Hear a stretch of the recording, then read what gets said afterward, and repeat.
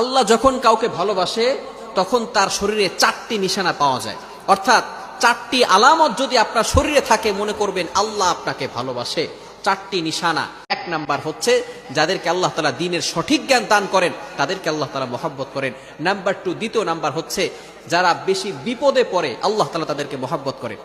যার শরীরে দেখবেন একের পর এক বিপদ আসতেছে, অসুস্থতা আসতেছে, বারবার বিপদ, একের পর এক বিপদ, একটা বিপদ যাওয়ার পর পরে আরেকটা বিপদ আসতেছে, আপনি হতাশ হবেন না প্রিয় ভাই। আল্লাহ তাআলা আপনাকে ভালোবাসেন। এই কোটি কোটি মানুষের ভিতরে আল্লাহ তাআলা আপনার প্রতি ফোকাস করেছেন, আল্লাহ তাআলা আপনাকে ভালোবেসেছেন বিধায় আল্লাহ পাক রব্বুল আলামিন আপনাকে বিপদ দিয়েছেন। মনে রাখবেন নবীদেরকে আল্লাহ তাআলা বিপদ দিয়েছেন।